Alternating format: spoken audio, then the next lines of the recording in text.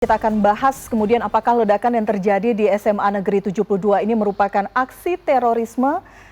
Siapa kemudian yang bertanggung jawab atas kejadian ini? Kita akan bahas bersama pengamat intelijen Ridwan Habib. Mas Ridwan, selamat sore.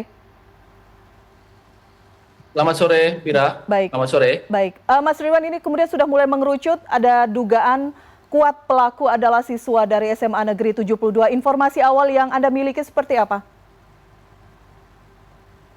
Ya tentu saja kita harus menunggu ya penjelasan resmi dari Polri terkait dengan siapa pelaku dari kejadian itu.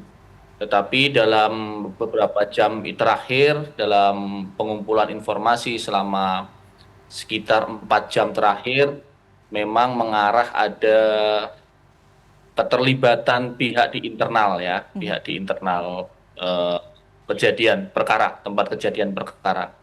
Karena memang titiknya tidak hanya di satu titik, ada di beberapa titik, sehingga teman-teman yang melakukan olah TKP setidaknya menyimpulkan memang sudah disiapkan sebelumnya untuk dilakukan tindakan itu. Jadi bukan karena tidak sengaja meledak, tapi memang ini sebuah kesengajaan, sebuah targeted attack ya, targeted attack. Jadi targeted attack dan memang mentargetkan siswa di SMA 72. Oke, jika kemudian kita bertanya-tanya sebelumnya siapa targetnya, kemudian terjawab sudah. Kemungkinan besar, sambil menunggu pernyataan resmi kepolisian, kemungkinan besar targetnya adalah pelajar SMA Negeri 72.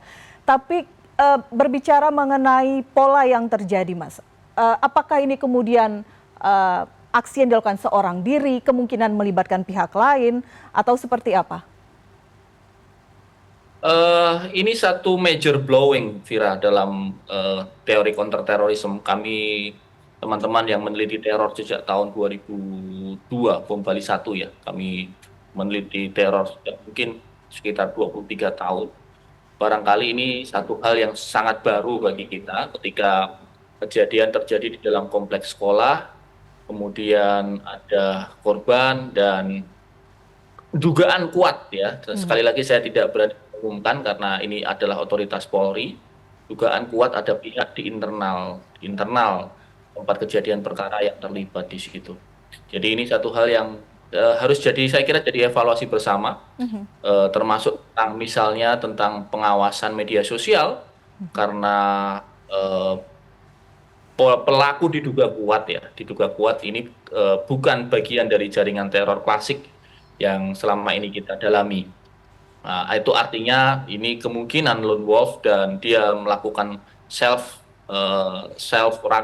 merakit sendiri, self radicalization, dan ini berarti menunjukkan bahwa ada yang salah dalam pengawasan media sosial kita, ada yang salah dalam pengawasan channel-channel Telegram, kemudian mungkin akun-akun anonim yang masih menyebarkan cara-cara membuat bom rakitan seperti itu.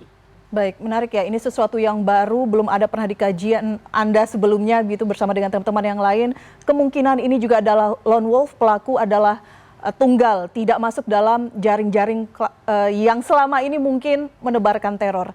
Tapi kita melihat sambil memperlihatkan ya, Mas Ridwan, ada senjata begitu yang disebut-sebut merupakan senjata mainan, meskipun sekali lagi ya kita harus menunggu pernyataan resmi dari pihak polisian. Ada tulisan misalnya brand tentara, tulisan juga welcome to hell gitu. Apakah kemudian ini kita bisa menarik benang merah, pemicunya adalah aksi-aksi yang terjadi di luar negeri, ini yang kemudian menjadi trigger bagi pelaku?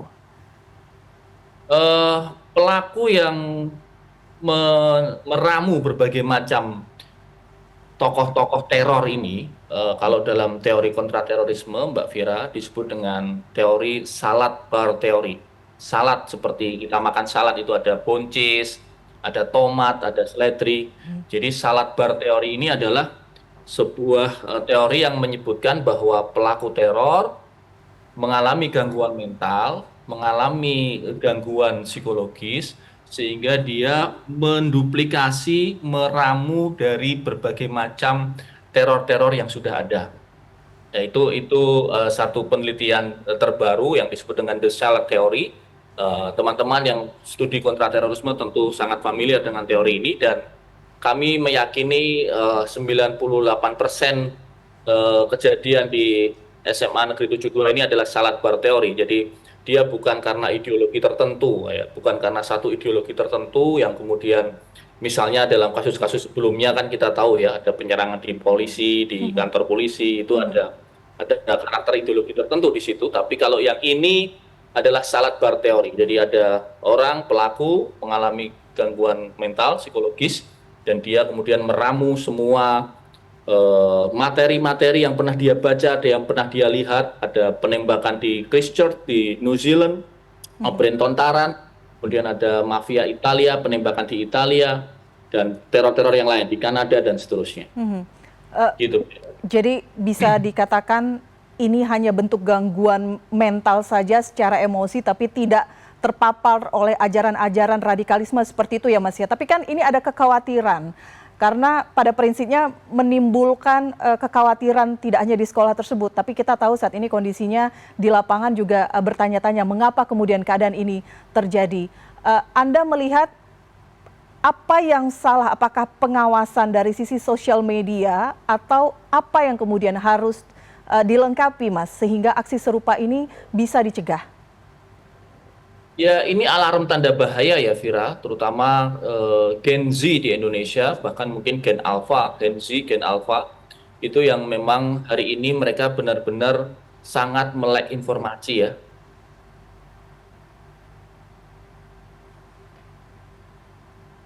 Bahkan mereka bisa masuk ke dark web, yang kemudian di situ di dark web itu ada banyak sekali misalnya teori-teori dan metodologi-metodologi yang bisa dipelajari. Dan jadi ini alarm tanda bahaya buat kita semua, baik dari pemerintah, Kementerian Pendidikan, kemudian Kementerian Komunikasi dan Digital, kemudian juga teman-teman di BSSN, dan tentu saja dari sisi masing-masing keluarga ya, masing-masing family, saya kira juga harus mengawasi adik-adiknya, mengawasi anak-anaknya, supaya paparan-paparan konten yang berbahaya ini bisa kita cegah dari dini, dari dalam keluarga terlebih dahulu, Vira. Oke, baik. Mas Ridwan, terima kasih. Sebelumnya kami juga menantikan nanti pernyataan lengkap dari pihak kepolisian, tapi setidaknya gambaran awal apa yang terjadi dugaan pelaku sudah Anda sampaikan. Terima kasih Mas Ridwan Habib, pengamat intelijen, sudah berbincang bersama kami di CNN Indonesia Breaking News. Terima kasih, Janet.